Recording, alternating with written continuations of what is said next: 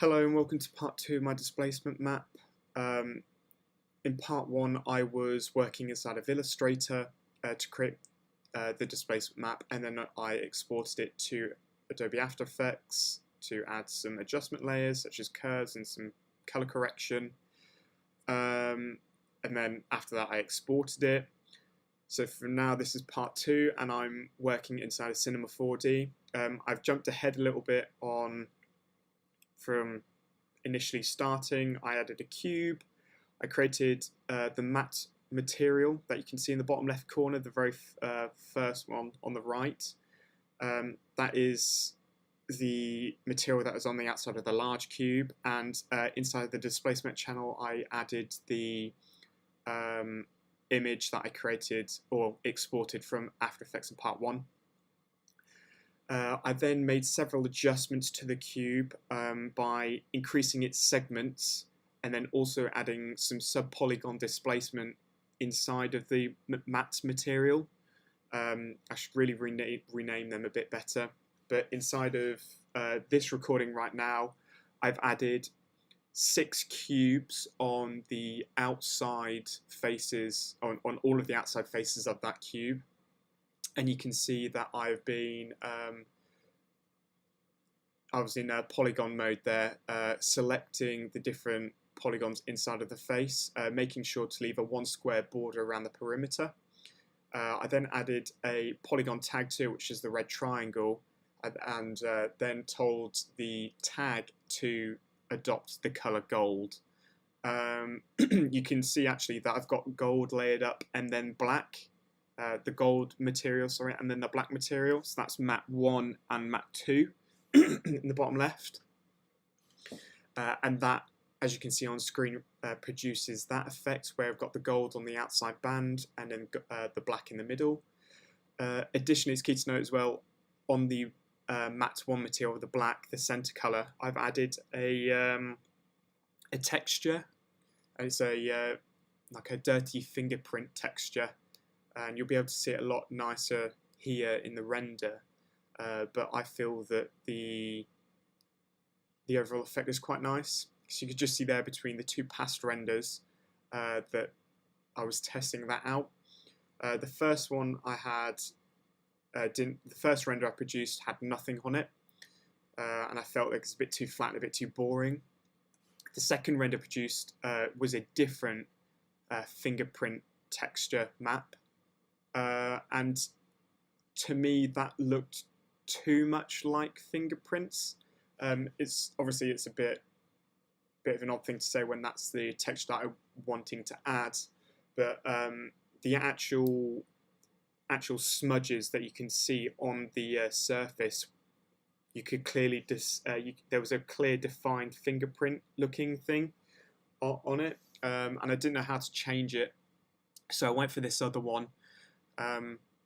Which I feel looks a lot nicer.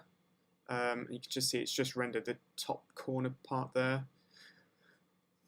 Overall, this process that I went through was very long and time consuming. I had recently done a render post on my blog talking about different render settings that I could use to make my render times a lot shorter, and this really did help. At the moment, I think at the moment I was running on low settings in the physical renderer, and my overall rendering time I think was about 6 to 7 minutes. Obviously, it doesn't help that I'm zoomed in so much. If I would have zoomed out, it would have been a lot easier, as more of the border, more of the edges would have been black. That's a lot easier to process. But overall, you can now really see that top texture, the smudges texture, which I was talking about, and to me that is very nice. I quite like it, and I think I do go on to produce about 8 or 9 renders, altering the smudges. So there's a good before and after there. Altering the smudges, changing materials, and also bringing the vibrance down on the main cube. I'm not actually too sure about the way I'm going to go about colorizing or setting the colors to make sure they're perfect inside of the scene. Um, the material that is on the cube, the displacement material, you can see is very vibrant. And later on in the video, I try playing around with some of the vibrance settings and the hue settings to bring that down. However, I wasn't able to find the optimum point. I feel towards the end I went too far, so I might have to pull that back. Here you can see I'm altering the material color on the outside faces, the gold. I'm increasing the roughness so it's not as glossy and not as shiny. I think the main issue with that was that it was basically acting like a mirror, and you really couldn't tell that where like the gold started and end, and still there it's quite difficult to see. The only way that you're really able to tell is the fact that it's a bit blurry. However, I'm really happy with how how that displacement, or I was about to say height map, how the height and displacement map has turned out. It's very defined, which I'm very happy about. However, there's a bit of artifacting down the front where certain parts of the displacement map, obviously they've been displaced upwards, which has basically left a giant gap. So that's something I might have to look into. I currently haven't found any solution yet, but that's something further I'll have to research into. So here as well, you can see, sorry, that I'm playing around with different layers, little different color layers to bring down the color. I tried adding a black layer here, which overall did a sort of okay job. Really all it didn't adjust the vibrancy, it just added a bit of a black coating over the top of it because I pulled down the strength. And to be fair, looking at that now, it doesn't look too bad. However, I think that really could have been avoided, or could have been adjusted better with a hue or saturation adjuster or effect. I didn't actually realise that there was one there until later on, where you see that I just randomly stumbled on it. So I'm currently in the shader. That was going into the shader drop down, and the hue and saturation were in the effect drop down. So I'm just trying to play around with different layering up of, or different layers of black colours at different strengths. Overall, really, I don't think that does a whole bunch of difference. I mean, changing the blending mode, I had to experiment a lot with that, but to this day I fully still don't understand blending modes all that well inside of cinema. So just hopping back inside the camera to see the adjustment. And this was one thing that was really stressed inside of the tutorial that followed, was and that was the emphasis put on doing renders so I could go back and check. So I'm doing my fourth render here now, with the aim that if I wanted to achieve a certain look, or look at what a certain effect did to the object, I could double check back with the previous render. So once this renders out a little bit, you'll be able to see that, well, you should see that the large displaced cube with all the geometric patterning on it should be a bit darker. It's also key to note as well, I'm working in 1920 by 1080. I thought that working in 1920 by 1080 would give me more resolution. The overall resolution for the project is 1280 by 720, I think 720p.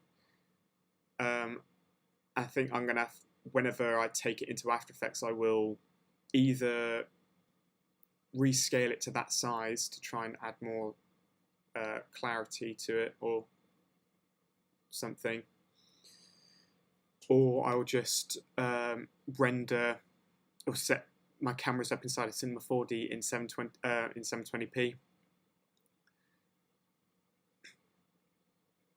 I think now that this is rendered out a bit, the darker colour works a lot better with the gold.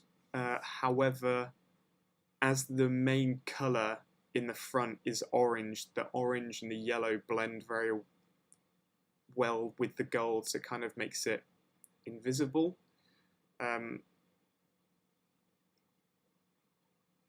The only time where you can really see it is when you have the sort of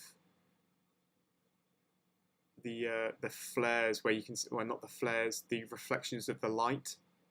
That's when you can really see it. And I did play around quite a lot with the lights. So I've got 3 lights in there, trying to set some 3-point lighting. I've got 2 at either sides at very low angles to try and put some emphasis on the height of all the displaced protrusions. And I've also got 1 cool light. It's a very blue light in the center. So just playing around again generally. I think for when it comes to filming the final project, I will bring the hue and saturation of the cube up more, and with the hopes of being able to add some color correction in After Effects when it comes to editing, especially like a curves correction or anything like that, and I'll be able to hopefully layer mask around the cube if needs be. But if not, I'm going to have to continue playing around with it. At this point now, I've just come to the realization that I've only done half of the cube, when in reality I should have realized that the whole thing is going to be recorded in 3D space. So I'm not just going to have camera, I'm not just going to shoot it from one angle, I'm actually going to record it or animate it from multiple. And they can all be seen within my storyboard. And as well, because this is actual, because I got now lights in the scene, I didn't realise that the general light inside a cinema, when there aren't any lights present, basically goes away. So I had to add a light underneath to illuminate the bottom of it. Although I don't really feel like although I don't feel like I'm going to show the bottom of the cube, I still think it'd be fairly good to have it on there. Again, this is just showing the my process of highlighting the specific squares that I want. A lot of the time there I'm overlapping, and by pressing Command and like clicking, it enabled me to basically deselect. Instead of deselecting them all, I was able to just deselect the ones that I hovered over basically. And then same again, adding a set selection, not a polygon tag, set selection, adding the color, and then the main black glossy color. As well, I've got HDRI, so on the surface there you saw like a gravelly looking thing. That was the HDRI map being reflected. And the reason why you can't see that is I've turned it off to the camera, and you can see, if you look in the top right, you'll be able to see it's the bottom sphere, it's the only sphere, sorry. It's got 2 red dots and an X. What I should have done there, instead of doing that, is adding a compositing tag, and gone into the general and selected seen by camera, deselecting that, because that's automatically checked, and so unchecking that would have made it unseen by the camera. And as well, there's a lot of times when I was in the camera and I forgot to come out of the camera. So basically I just messed up my angle, and I should have added a protection tag to that as well, with the hopes of not messing up the angle. But that was only a couple times, but when it did happen it was very frustrating because I needed to get it lined up perfectly again. But yeah, I think that's it for this part. Everything else was just mainly tweaking and color correcting, which you can see in the renders I produced within the post of this. Thank you for watching, and there'll be more to come.